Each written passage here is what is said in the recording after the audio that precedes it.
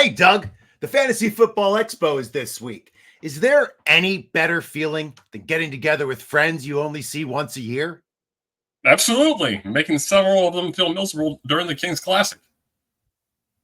Why are you like this, Doug?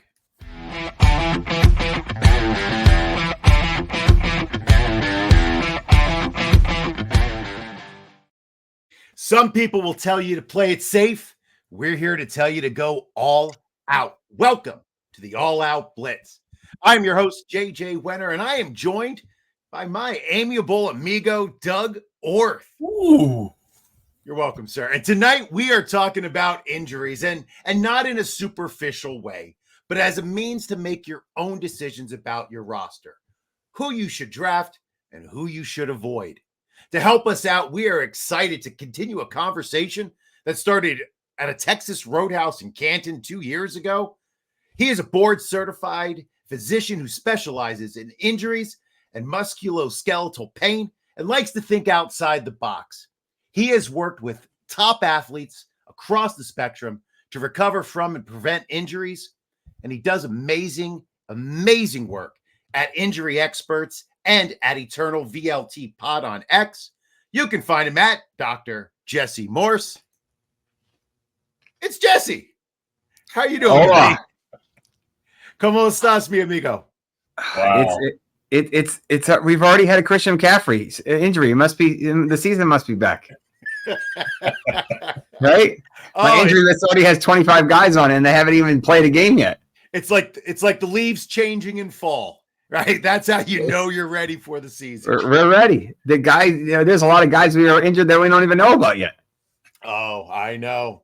Every day it's another couple, but I'm sure you get hit even worse with that. Well, the problem is keeping track of them all. That's the hard part. Like you have to read the tea leaves. You absolutely have to, but luckily somebody here has a good way to track injuries.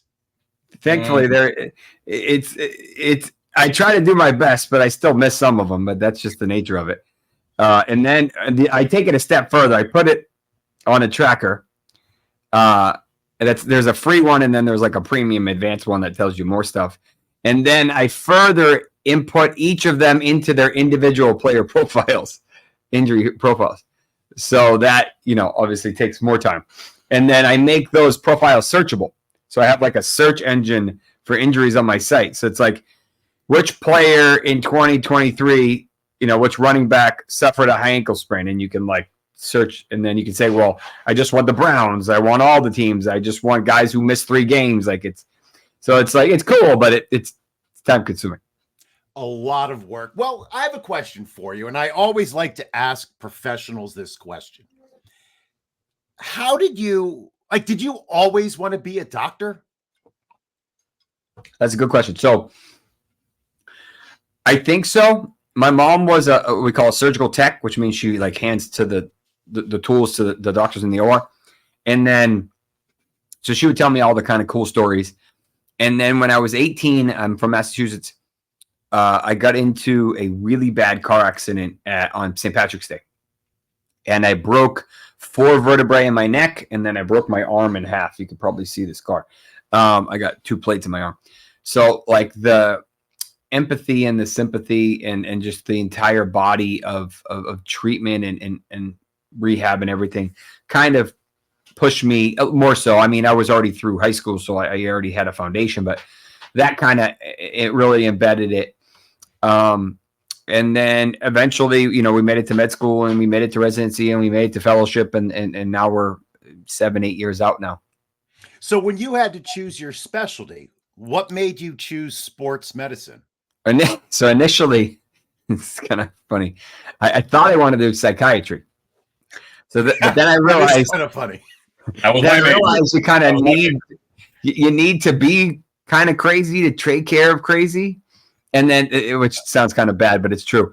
And then most of my friends in residency, for whatever reason, we happen to just hang out with a lot of the psychiatry residents. So all my friends were a little crazy, and they took care of, all the people that, unfortunately needed help. So, and I was like, nah, that's not me. So I knew I wanted to do something with sports, but I just didn't care about waking up at 5 a.m. every day and getting home at like 8, 9, 10 every day, which is basically the life of a surgeon or much of the surgeons. And I'm like, that just doesn't appeal to me. So I was like, what would be the best way to get there? What's the best route?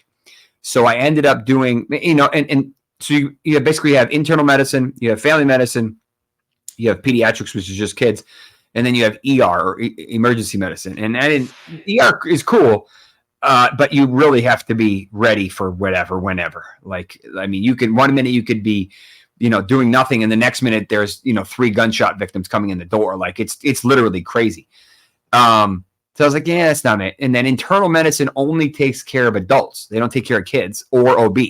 So you're kind of like, it's good, but you're restricted. Like you really, kids get injured too. So I was like, family, I think would be the best approach. So I basically started with family medicine. I did mine at Creighton in Nebraska. And then I ended up basically starting doing sports pretty much right away, as much as I could, within the curriculum. And then I ended up going to USF in Tampa for my fellowship. So I took care of the minor leagues team for the Blue Jays, the Phillies, and the USF, all the USF teams, and so a bunch of cool teams. And then after that, I ended up just going into practice and staying down here in Florida. So one of the most interesting things, when I first met you, I was invited to that Texas Roadhouse by Doug and got to talk with you. I love the way that you approach injuries. It's different than most doctors. Yeah. So what is it about the medical system that made you want to dive deeper into alternative treatments? Yeah, I mean, so, part of the problem with traditional medicine is that the system is set up, and anybody who's been into the system, which is pretty much everybody at this point, realizes this. But if they're not in it, they might not appreciate it as much. The majority of medicine in America, especially in America, but other parts of the world too, everything is Band-Aid medicine. The easiest way to describe it is, say you are diagnosed with high blood pressure. Rather than the doctor looking for the treatment that caused your high blood pressure, kidney issues, heavy metals, whatever it is, they said, oh, here's a pill, take this. Okay, when do I stop taking it? Never. You permanently have high blood pressure. So then you're like, all right, if I don't take this pill, it doesn't get better. But if I do take this pill, it only gets better for the day, and then I got to take another one tomorrow. Well, that's not a treatment, that's a management. So that's the problem with medicine. Everything is a management. Oh, you have diabetes, take this med. Oh, you have, lupus, take this med. Or you have, IBS or whatever. The problem is they rarely look for the cause agent, what causes it, and they just try to Band-Aid it, and they basically are 100% dependent on drugs and meds. And I'm like, why? Unfortunately, people don't realize how important food and diet and all the different things that we do to our body that end up causing all the issues with our body, or at least the majority of them. So I took a kind of fascination with that, and then I indirectly applied it to sports. The orthopedic practice I was a part of a couple of years ago, about 5 years ago now, I was basically taking care of fractures and pre-ops and concussions and some of the regular stuff. And I'm like, I'm either giving a cortisone injection, a gel injection, helping with a fracture, or I'm prepping them to eventually have knee or hip replacement, whatever they needed. I'm like, this isn't, there's a whole nother part of medicine that is not addressing this and is actually helping people, without surgery. So that's why I decided to end up coming to Miami and really going into regenerative medicine, which is essentially using your blood or your body or donor grafts or whatever it is to improve the condition to the point where you don't need surgery. You feel much better and you can actually function. And then the rest of the practice is like heavy metal poisoning, Lyme disease, mold toxicity, anti-aging, that type of stuff. So a lot of the times I spend, removing or addressing causes of problems so that they don't have the problem anymore, as much as we can. So JJ, I'm going to jump in here real quick. would you believe, Jesse, two of my biggest influences into thinking the way you think, and this probably happened at least 10, 15 years ago, Kevin Trudeau, who's since been put in jail for whistleblowing and going against government wishes, and George Carlin. They both shaped my, I wouldn't say worldview, but certainly enhanced my thinking and just like what you said. It's a management. It's not a cure. It's a management. Yeah, I mean, and unfortunately, when you look at it, it's big pharma, big insurance, and then unfortunately, big food has played a role. So, and you're starting to see a lot more pushback. You see, the carnivore MD Paul Sandino. You see Dave Asprey. It depends on if they fall into your feeds. You see, drawing a blank right now, but another famous doctor that is doing a lot of good work that I'll think of in a minute. And there's just a lot of people that are starting to finally see that you can address a lot of this stuff just by eating the right things, avoiding certain things, taking certain supplements, addressing certain genetic variants that maybe you didn't know you had. And a lot of the traditional theories that we thought were true are false. The cholesterol hypothesis is not true. The statins do not work. They don't work at all. They're awful. But if you meet a cardiologist and you have high blood pressure, you have high cholesterol, they're going to put you on a statin. That's just what they do. It's like, I almost think of it as like a horse with blinders on. It's like, this is what you've learned. This is what you do. And it's like, and it's unfortunate because that type of medicine is very combative if you're not in it. They're like, this is what we do. Like, and it's just like, that's not the only way to do it, so that, and it's unfortunate that it's such an inclusive or exclusive society that they're like, oh, no, we're not going to pay for that. Insurance doesn't pay for that. Does it work? Yeah, no question. Just because they don't pay for it doesn't mean it doesn't work. It just means they don't want to pay for it, and that's the disappointing part. And if, all those big tobacco companies 10, 15, 20 years ago, all the executives went into big food. Mm-hmm. Go ahead, JJ. It's very scary when you see how few companies control our entire food supply. Oh, yeah. I posted a chart recently. It's like 7 companies that pretty much own everything. Yes. It's a frightening thing when you think about it. And, you talk about anti-aging, and Doug and I are rapidly approaching AARP membership age. Speak for yourself. I'm pretty sure we're the same age, buddy. We're both about to hit that big 5-0. What is the most important thing that we can do to remain healthy? Exercise would be the number one.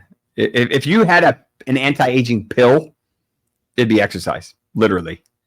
I don't care if it's walking, if it's running, if it's weight training 3-4 times a week for an hour or whatever. It's amazing what exercise can do for your body. Eating clean and enough protein. Unfortunately, our diet is loaded with garbage.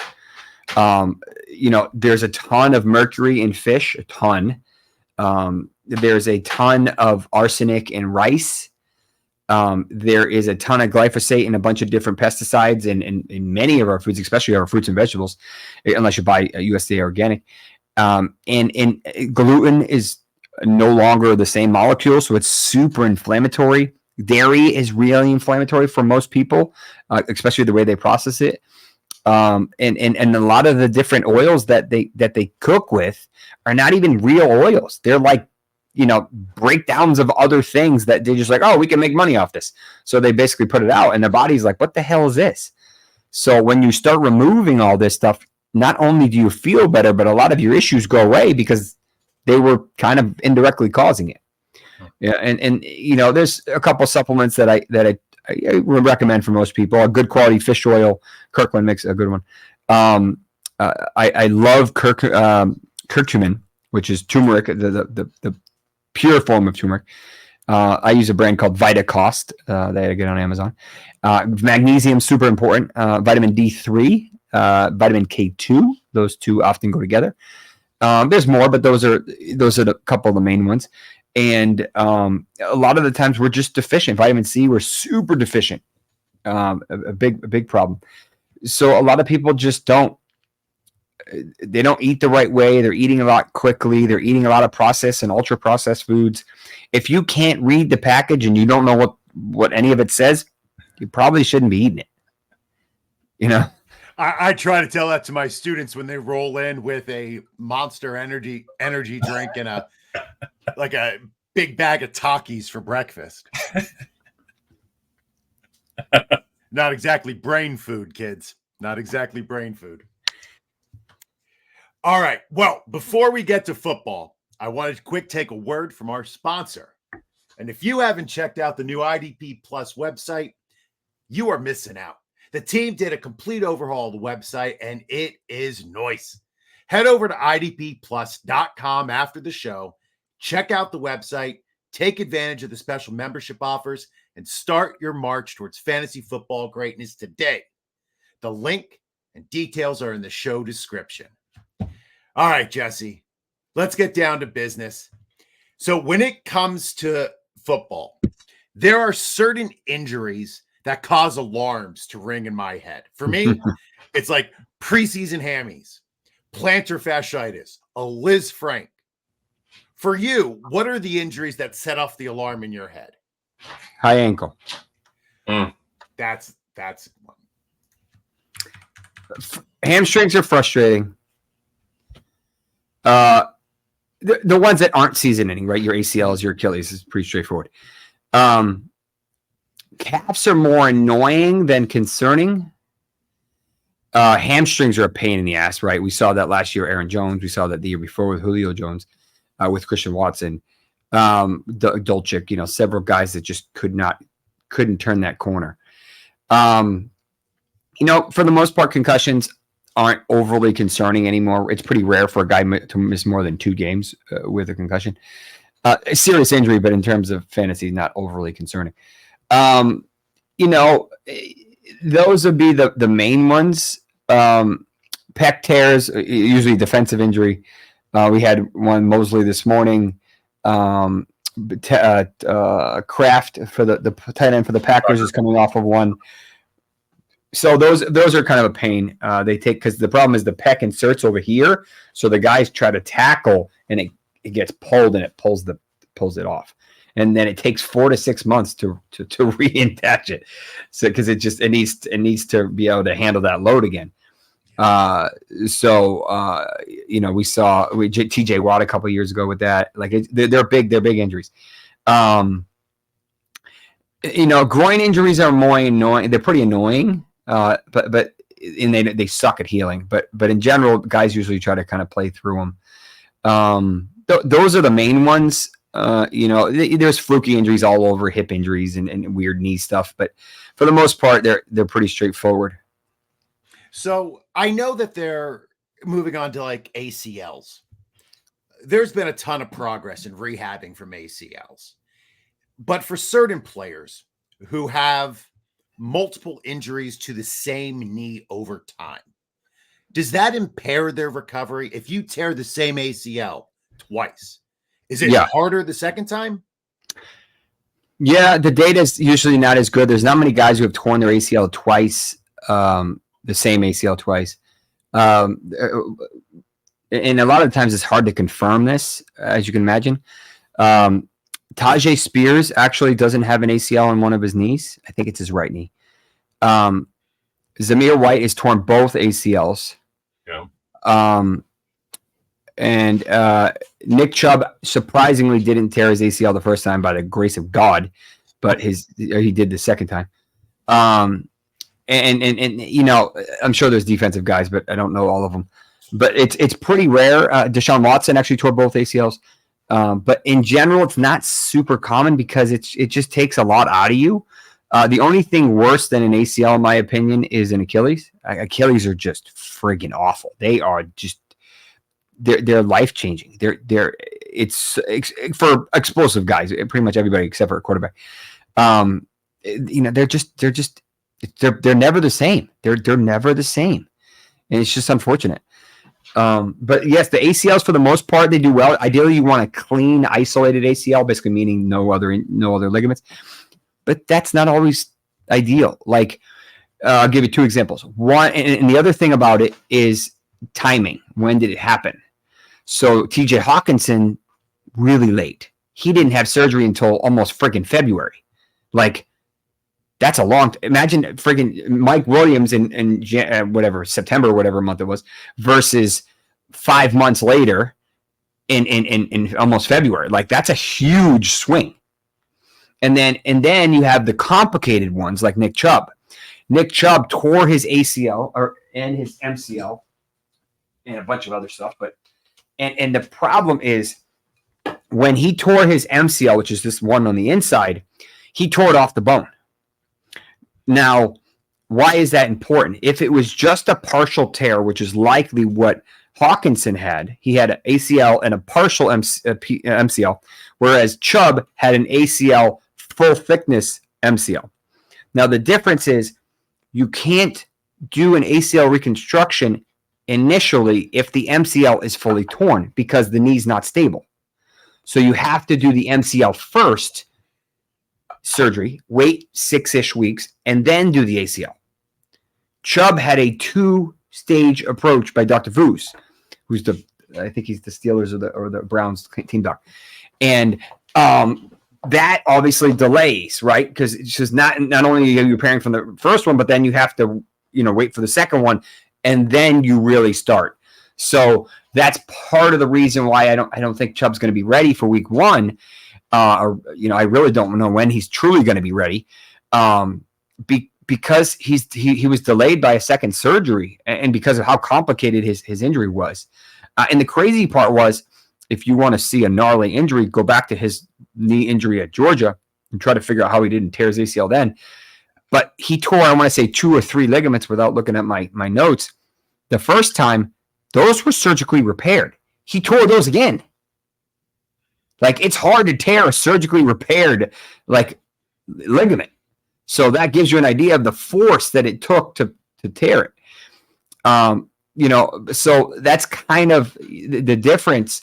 And then you have guys like Javonte Williams and J.K. Dobbins who have a bad combo, which is an LCL, which is the lateral outside. And this is a rotational problem because this whole lateral component helps you rotate. So if you can't cut and pivot because you tore several of the parts of this that just never are the same, you lose some of that explosiveness that you just never get back. That if you did the inside part of it instead of the outside, you wouldn't have the same issues. So the data is pretty bad on LCL, ACL tears, and that's what Javonte had, and that's what J.K. Dobbins had. So I don't know if Javonte will ever be the same player. He apparently looks better than he did last year, which he should, but I don't know if he's ever going to be pre-injury. Okay. The last ACL guy, I mean, you mentioned Chubb. We talked about Hawkinson. Jonathon Brooks. So yes. He got hurt, November 11th? Great. Somewhere on there, yeah. What is your estimation on when you think he'd be ready to return? Minimum week 4, probably closer to week 8. 6 to 8, somewhere in there. So, remember, he's missing all of the blocking stuff, all of picking up, running the routes, running the stuff, right? Then if they're going to be in there, they're going to have to put him in there, and he has to be good at what he does. If not, he's probably going to get Bryce killed.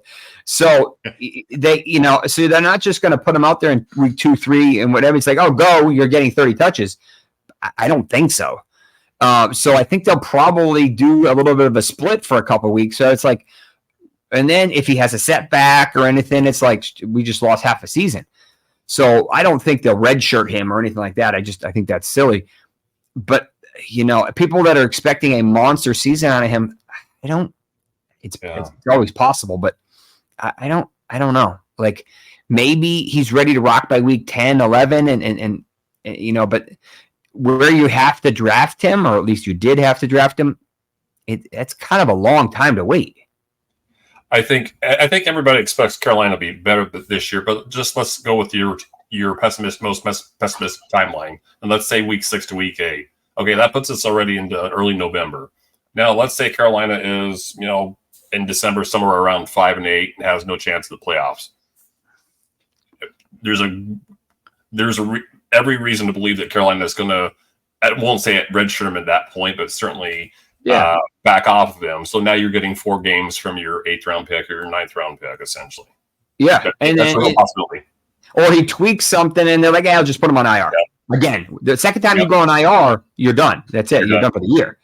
So it's like that's where you have to be a little careful. And if you look at the data, guys struggle in the first year back from ACL. I mean, yes, Adrian Peterson did it. That was 2011. That's a long time ago. Yeah. There's been a lot of people that have torn their ACL between now and then, and that did not do that. Dalvin, and if Brees didn't get a million friggin' targets last year, he wouldn't have either. He didn't look amazing. I mean, he's a freak, but he got, I think he got like 15 targets in one game. Like, that's not realistic.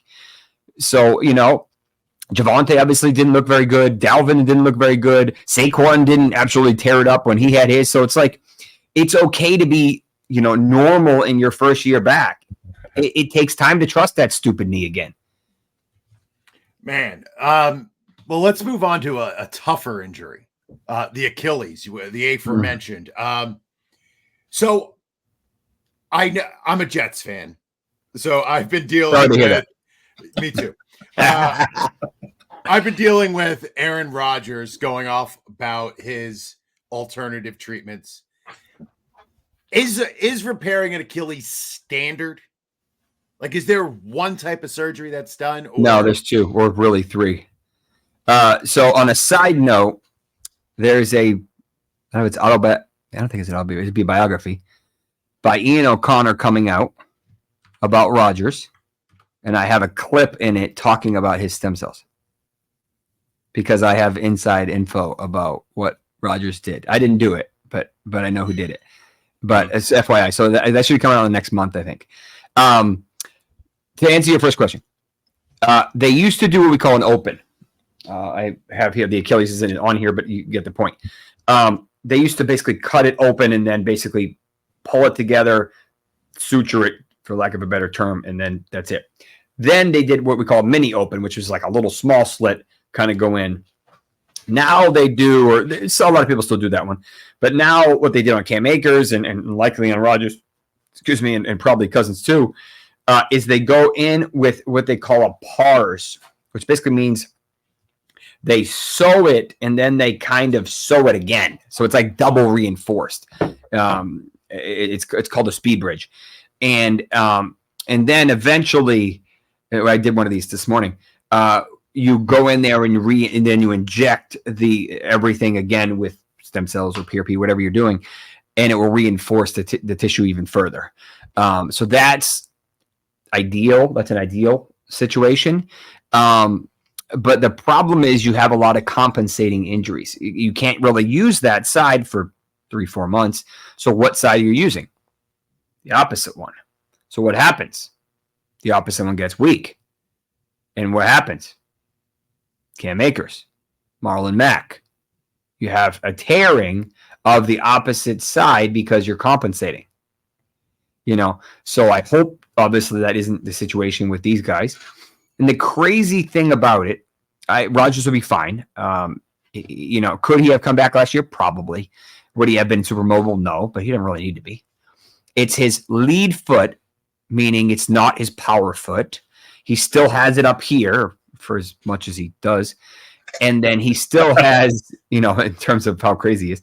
And then he still has the arm, right? That obviously that's not impacted. Kirk Cousins is a little bit different story. Kirk Cousins is his power leg. Okay. He might, by this time, he's going to be able to compensate, but by this time, he might not have enough zing in it. He might have not just a little bit, like a baseball pitcher throwing 93 as opposed to 95. Sometimes it may be relevant and sometimes it may not be. Remember last year when Joe Burrow tweaked his calf basically around this time, and then he tweaked it again early in the season. He couldn't throw a deep ball to save his life the first month of the season. Like, he was awful because he couldn't put any power into his throw. And it messes with your touch. It messes with everything. So, I think because Cousins has had enough time now, I think they'll be fine. But hey, what are you doing? I got a big yellow lab right here. Okay, that's enough. Well, this is a JJ. While he's a step away, I'm going to give Jesse some credit here. So I've cited his work on running backs and Achilles a handful of times just over the last few months. I was on SiriusXM on last Friday, and I did it again. 21 running backs, I believe. And Jesse, you can correct me here. 21 running backs since 2010, 2011. One success story, and that took it took Deontay Foreman 4 to 5 years to get there. There was one before that, and I think it was either 12 or 11. Mikel LaSure, if that name rings a bell, back when. Detroit, I think he was RB like 24, 19, something like that. He was okay. And then that was it. His career was over after that. So then I would say, without looking at it, probably 60% of them never played again. Never played again. And I'll say the common thread between Mikel LaSure and Deontay Foreman, they're both power backs, both more straightforward power backs, not guys that are going to make you miss in space. Yeah, I mean, if Foreman he came back not the year after that, I think, for like 1 or 2 games, but he basically took 4 years. Mm-hmm. And then he was only relevant because when King Henry broke his foot, he basically threw over him. And then the next year he was relevant because Chris McCaffrey got traded. Like, that was really the only reason he was relevant. It wasn't like he overtook someone's job. It was just he was the next man up, and he plotted into, 10 fantasy points a game or whatever it was. I want someone to come back and actually look normal. Cam Akers looked great in last week's game. I mean, he was spinning and juking, and, I'd be curious to see if he can keep it up for a whole season. And then Dobbins obviously has just had an awful just track record. He can't catch a break to save his life. And then we just saw Tariq Cohen call it quits. Remember he tore his Achilles after repairing, reconstructing and his ACL. They're just tough injuries. Marlon Mack tore it twice. Someone else that does not escape my mind tore it. Like it's just a tough injury, especially in particular two positions. Running back and defensive end. Those are the two. Because the Achilles needs to be on a spring, on a coil. And the problem is doing it once or twice is fine, but doing it 30, 40, 50 times a game is tough to get that thing coiled. And the problem is I had a couple NFL guys that I knew that were rehabbing from their first Achilles, and they rehab, I wouldn't say too hard, but the Achilles is basically like an elastic band. So what happened was the elastic band became sagging, and it no longer picks up the foot. So it doesn't work anymore. So what happens? You got to go back to the OR and do it again. Yeah, isn't that drop foot what they call? Isn't that what drop foot can happen? Drop foot's usually an injury to the nerve, kind of like over here, like on the outside. Okay. And then you can't pick up the foot. The problem with the Achilles becoming like loose or weak, whatever you want to call it, is that they lose that explosiveness. They can't push off because the elastic band is no longer elasticy. It's kind of like it loses the elasticity. So that's the tough part. And that was what I was a little concerned about Rodgers if he came back too early. I was like, if he's pushing it too quickly, he may lose that laxity or have developed that laxity, and that may end up becoming a problem. But we see that, especially with these linemen that are 2, 3, 50, like they're huge. Like that ligament's really not expected to do what you're asking it to do. Yeah. And it's just unfortunate. Wow. All right. That was depressing because I'm thinking about Jalen Phillips and I'm like, oh. I mean, we've seen guys defy the odds. It's just it usually shortens their career, and they're just not as effective. There's a lot of injuries that guys are able to play through. That like J.J. Watt and his tibia plateau, like that's a gnarly injury. But from what I remember, he was pretty damn good after that. Like he didn't really lose a whole lot. He just had to wait for it to heal. That was more of a structural issue, not the soft tissue ones. Those are the problems. All right. So without speaking specifically about Christian Watson, Does muscular imbalance cause more issues than we know of in the NFL? It definitely causes issues. I'm assuming it's probably bigger than most people give it credit for. It is a huge problem. Usually not as dramatic as what he said his was. Like, that's really bad. But I mean, it should be 5-10%. And usually you see it like after a guy's getting an ACL and that quad isn't as big. Like, that's, pretty straightforward. You usually see it on the same side as an Achilles when that calf is just never as big. But that's just kind of to be expected. But in terms of true imbalance, if you have one that's just that much larger or that much smaller, depending on how you look at it, it can cause an issue, because it's almost like a car with your steering's out of whack. You're kind of always jerking it to one side. And especially if you're, say you're generating, 100 newtons of force on the right leg, but only can generate 60 on the left, you're going to have an imbalance, and especially if you're running full speed, Yeah. The other thing that can happen, think of the hips are even, meaning, the hips are this level. Think of if one of them is a little higher, which we actually see this a high pretty regularly. So you may think it's nothing, but I want you to realize that hamstring, there's 4 of them, they didn't magically get longer. They're the same length. They're just tighter.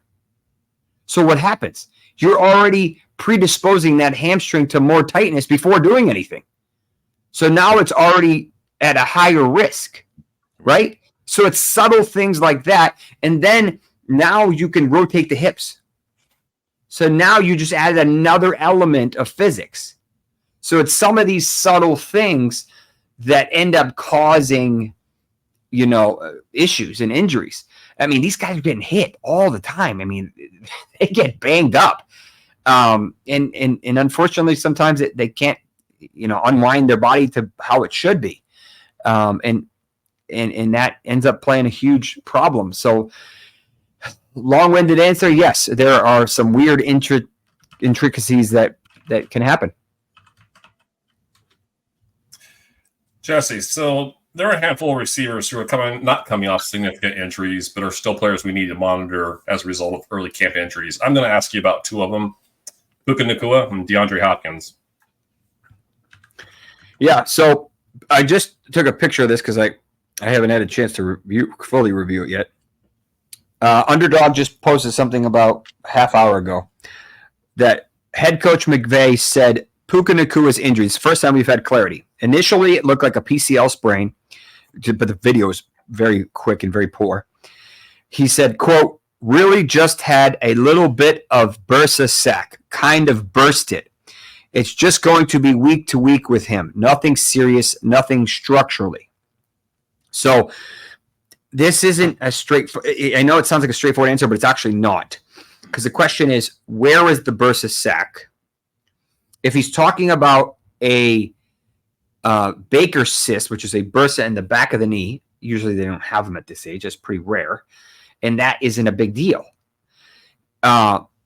Why did he have it in the first place? Usually means he has either fluid or arthritis in the knee. And at that age, he really shouldn't have arthritis in the knee.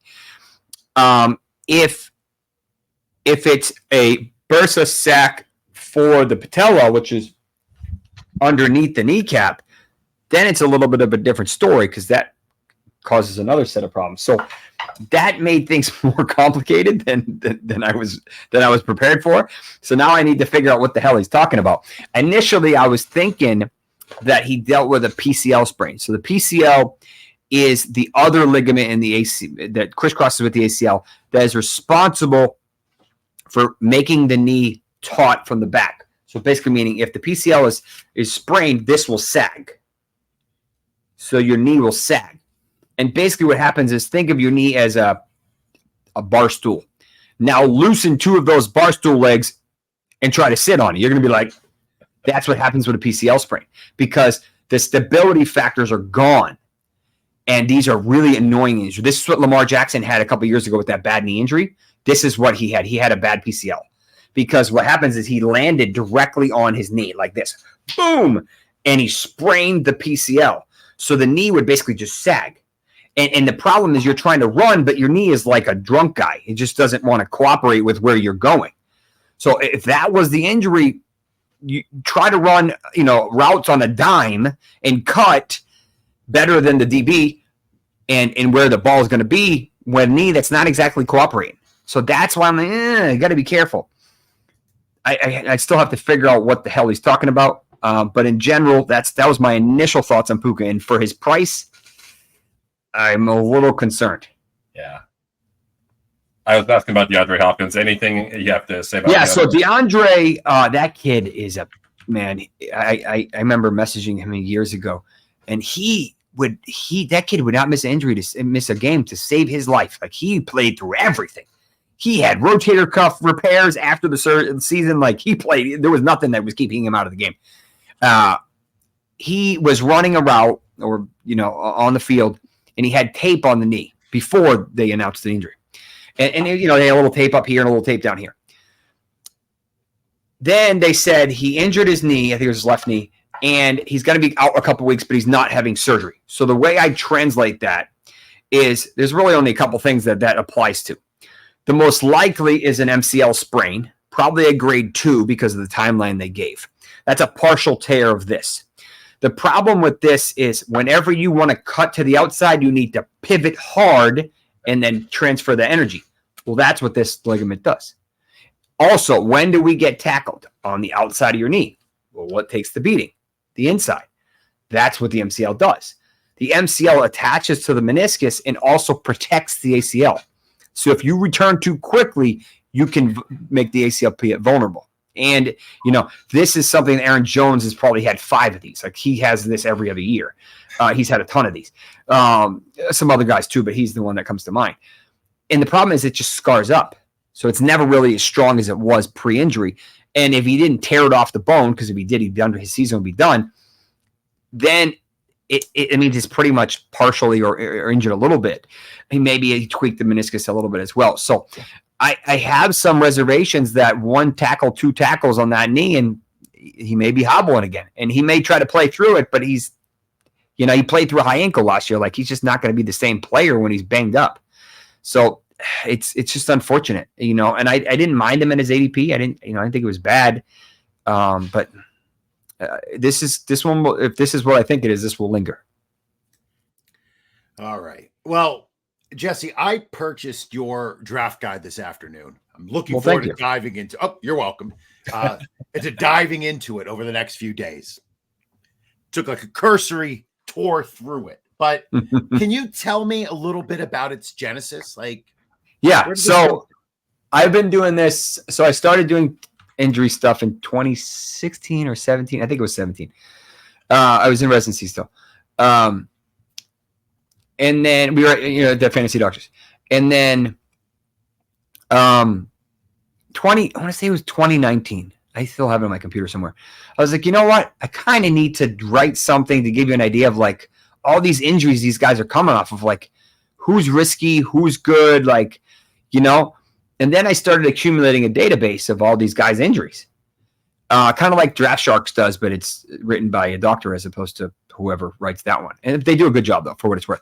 And then I just basically did one every year. And then I kind of added on a rookie one because, all these rookies are, have all these random injuries that have a history and we don't know anything about them.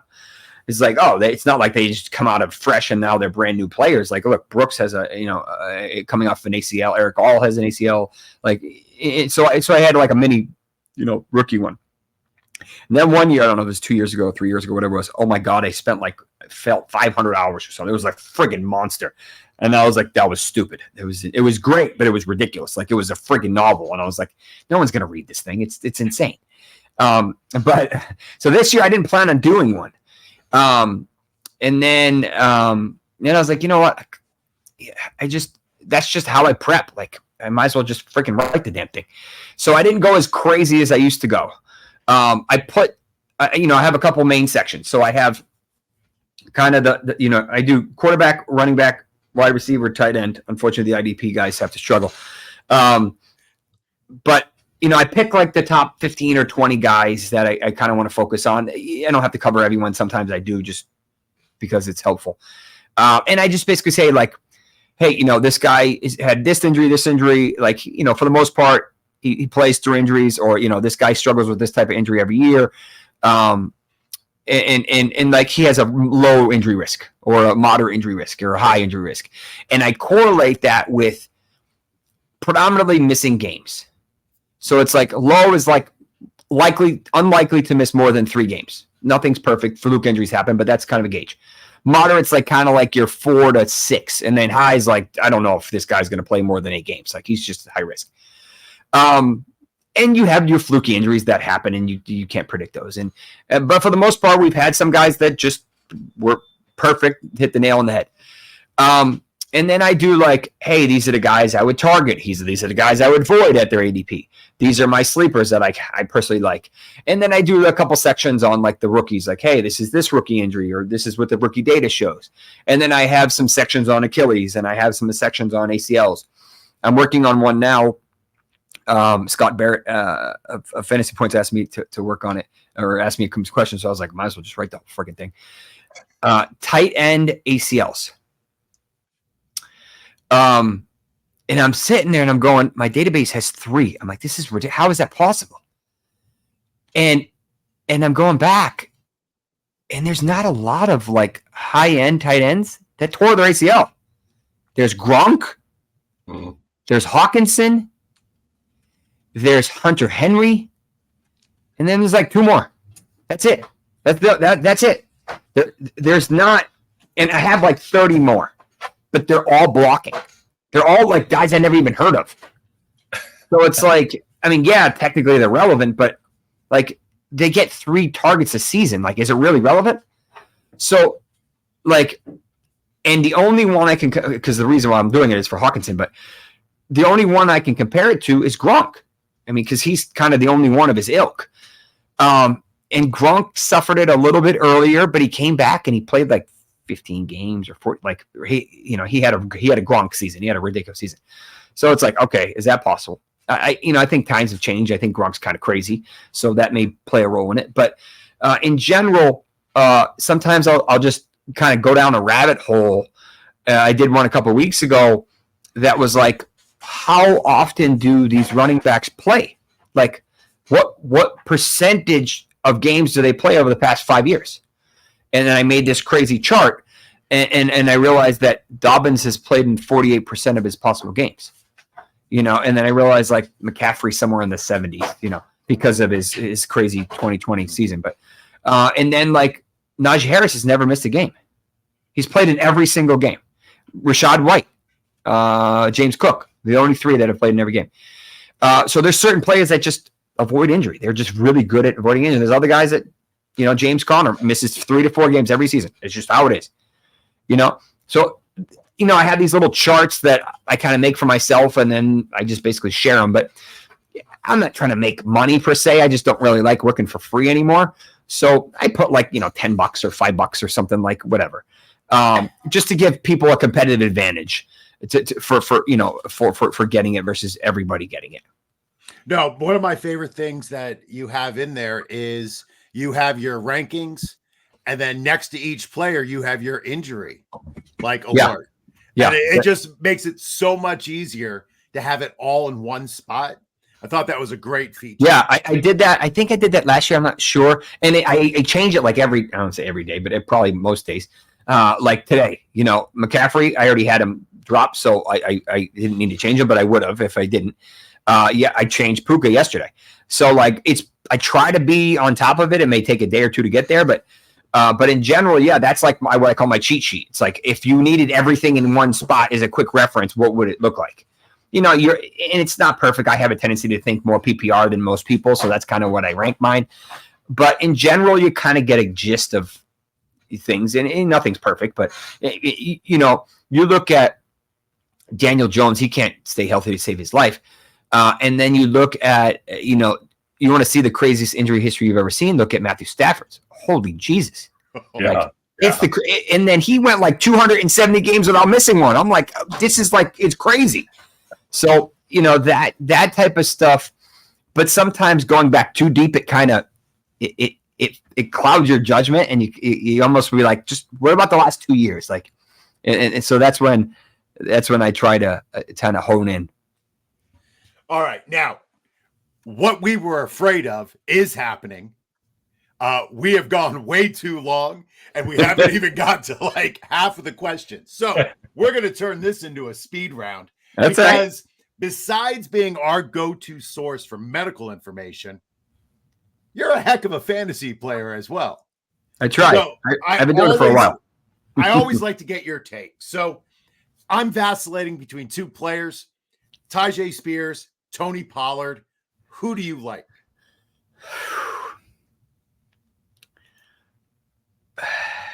I think they're almost identical players. It sounds funny. If you're going by health, I'm going to give Pollard the nod. He's been able to stay really healthy. I want to call him interchangeable.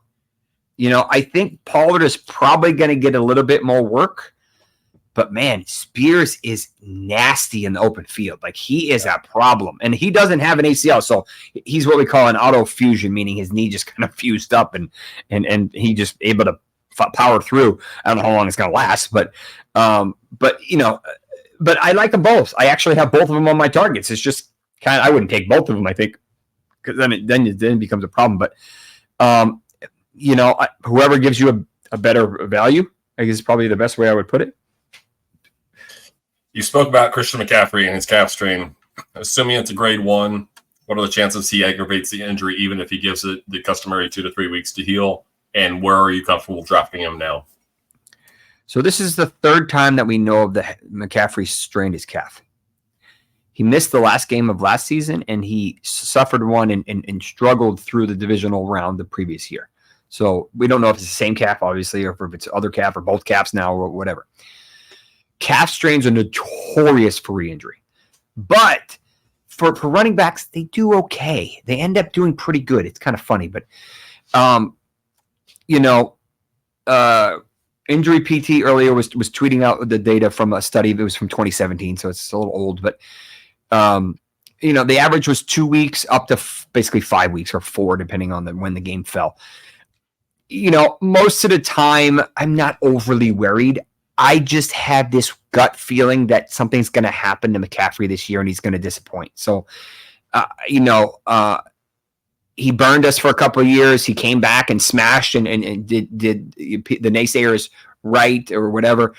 I just got this feeling that he's going to get injured again this year. I don't know how. And he's the 1-1. You don't have, maybe if you're lucky, maybe the 1-2, but like, it's not like you can draft him in the 3rd round or something and get lucky. Like, you have to, and he has to be ridiculous to justify, right? He can't just be, because then you're missing out on Lamb or whoever else you want to pick at that level. Like, he has to be fantastic. So, I get it. He's probably going to lead the league in touches if he's healthy. But eventually the wheels are going to start to fall off. I just don't know what year it is. I'm shortening this question a lot. Kyren Williams and Devon Achane, where do you stand on both players? Kyren can handle a bell cow. We've seen him. He's had multiple high ankles. He's had multiple foot injuries. But he bounced back, and it was like nothing friggin' happened. Achane is a freak. I mean, the kid's ridiculous. Yeah. But I just don't know if he can realistically handle 5, 15, 16, 17 touches a game. And they really going to do that? Mostert probably can stay healthy. We'll see. They drafted Jalen Wright, pretty similar back, right? They have a ton of throwing to do. I love Achane's upside. I have concerns about his ability to stay healthy. He suffered 3 different injuries last year and missed 6 games. It's not like he didn't that he didn't suffer any injuries. And it's not like he's a 6th round pick or something. Like, you have to spend him 3rd, probably early 2nd, depending on where you're drafting, if you want to be aggressive. Could he be a guy that drops a 50 burger? Yeah. Could he also tweak his knee and pop on IR? Yeah. So, I mean, if win or go home, I guess for me, Kyren is safer. I think Achane has a higher upside. I just don't think the volume is realistic. I don't think there's any way he's getting to 200 touches. No way. So based off of expectations last year, Austin Ekeler was a disappointment. But he didn't have a terrible year. However, I'm avoiding him in drafts this year, and I don't know why. Should I be avoiding him? So Ekeler, as you know, is a huge fantasy guy, like friggin' huge.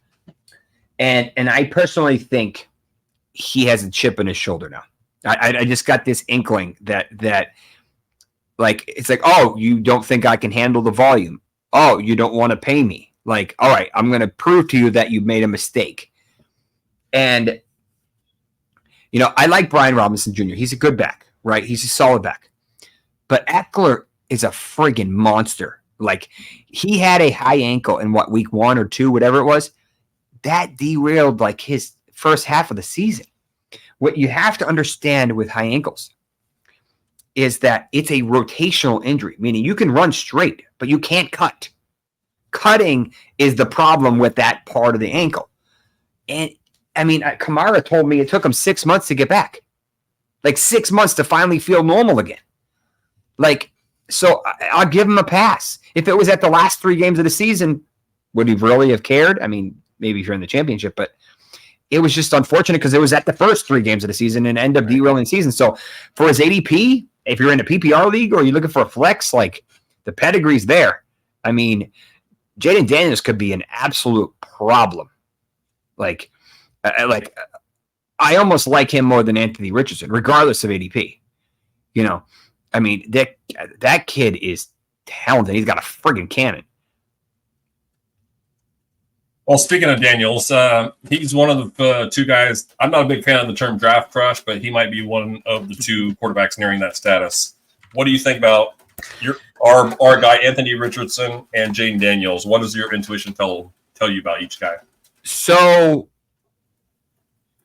I like both of them. I drafted Richardson and Scott Fishbowl. It was just the right player at the right time. I think I was the 5th pick or something. And for that type of league, like everything has to go perfect. So if I'm drafting in 1 QB leagues, like McDaniels is like, it's like a 7th round? I don't even know. Like he's late. So it's like, he's almost like a free pick. And he can run. Like we think Lamar can run. This kid he'll outrun Lamar. Maybe he won't, but he can. I have some concerns about Richardson's ability to throw. I love not Pierce, the other Downs, Michael Pittman. Pittman. Not Pittman. Adonai Mitchell. No, the other one. Downs. Who is it? Josh Downs. Yeah. So so Downs, I think, is going to be a beast. I think Downs is going to be fantastic. I'm with you. I'm down on Pittman this year. If my biggest concern with Richardson is what I call risky play style. Like he's like a bull in a china shop. Like he just thinks he can bounce off everyone, but unfortunately they're usually bigger than he is. And he had 3 injuries and he played in 4 games, not including the concussion. He missed the game. So it's like, I mean, yes, you want to let the kid play, but like, I mean, he's got to be smart and know what to pick his battles, right? And that's why I just have some concerns with that. So another player, if I'm using Doug's term, draft crush, who's been thanks. falling to me, and I kind of like him, Wan'Dale Robinson. Like a year off of his ACL. Yeah. Right? Didn't have a terrible year last year, considering the situation. What do you think about Wan'Dale? We already know Neighbors is a freaking monster, right? I mean, this kid, he's just special. Like you could he just turned 21 last week. Like, are you kidding me? I think that's right. Yeah. But someone else has to catch the ball. I mean, he can't catch it every time. Maybe he can, but we're gonna try. But Wan'Dale is sneaky. I'd like him. He's like a little ninja, right? He reminds me of like Edelman, kind of like a little like Woodhead or someone, like this little guy that just sneaks in anywhere and just catches the ball, little slot route. So that's kind of what he reminds me of. I mean, for late, I like him. I like him. I like Demario Douglas. I like these slot guys. I mean, they just catch the ball. I think Godwin is great. It has monster potential this year. I like Deontay is going to have a scary year. I like the slot guys, and he's shown that he can do it. Unfortunately, tore his ACL, so it took a little bit of time to get back. But great value pick later, and he should be back to as close to 100% as he's going to be. Yeah, he's going off the board at wide receiver 76. I'll take that. Friggin' free. I'll take that. Despite our concerns, JJ, Jesse, we're going to fit in just over an hour here. This is the final question that we have for you. Another player I will be likely heavily invested in this year is James Conner. I recognize he's pushing the age cliff and has never come close to playing a full season, but I think the amount of time he's missed in his career could also actually be considered a bit of a blessing. There's also evidence to suggest that players who struggle with injuries earlier in their careers tend to learn how to take better care of themselves as they get older. What say you? I love Conner. Conner, we know he's going to have a knee injury at some point in the season. You can freaking bet money on it. He will miss 3 to 4 games. That's just who he is. But he gets crazy volume, and he's really good when he's on the field.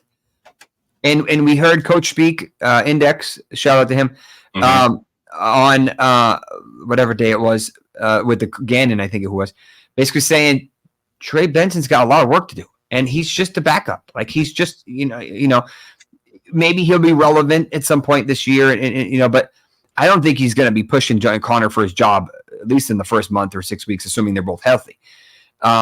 So you can get a potential top 15-ish back, maybe top 10, depending on how crazy the week is, for much cheaper than that.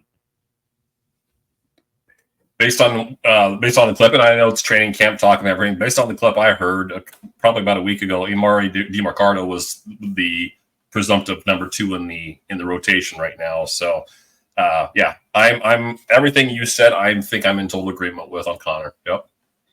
Yeah, I mean that offense is going to be pretty concentrated. You got Harrison, you've got Dortch, you've got McBride, and you got Conner. I mean, that's pretty. Maybe a little bit of Michael Wilson, but I don't know how much he's going to get. But I mean, that's it. I mean, that's pretty.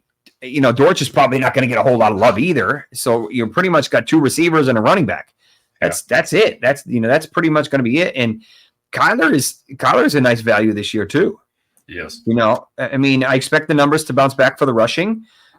He's been really good when he stays healthy. And he can run. We know that. So I don't mind him. There's a lot of quarterback is crazy deep this year, like crazy deep. Like I'm like 18, 19 deep. I'm like, this is insane. Absolutely. All right, Jesse, Doug, it is time for tags, where we let everybody know where they can find us. Any final thoughts you might have? Dr. Morse, you're up first. If you're looking to keep track of injuries, head over to the Injury Experts with a Z at the end. And I have and then I'm not doing as much YouTube work this year. It's just really time consuming, and the NFL doesn't like me anymore. I'll tell you about that at the conference. And but in general, follow me on Twitter at Dr. Jesse Morse. That's probably the easiest place to find me. And I'm just trying to help. I do as much as I can for all the injuries we cover. All right, Doug. Yeah, before I get to me real quick, thank you, Jesse, for being on. And I'll still tell you the first conversation that you and I had, along with Drew Davenport and Brian Drake at that library that doubled as a bar. Yeah. That was 3 hours of. I can't imagine learning more in 3 hours than I did after midnight than I did that night. So Jesse knows what the hell he's talking about. Just so give him a follow, and anything that you can absorb from Jesse, please do.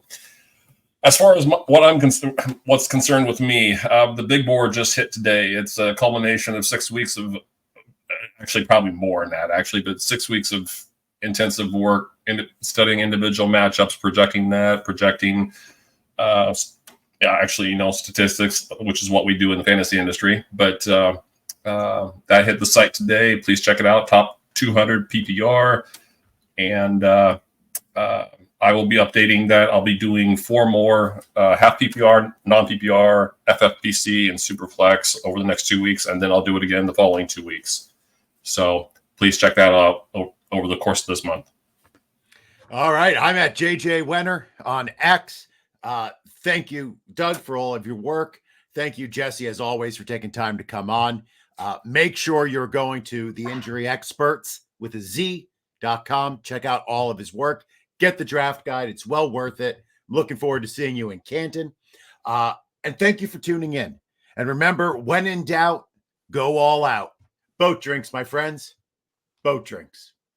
Thank you for watching the IDP Plus YouTube network. If you enjoyed this video, give it a thumbs up and don't forget to subscribe to our channel. Be sure to tap the bell icon to get notified whenever we upload new content.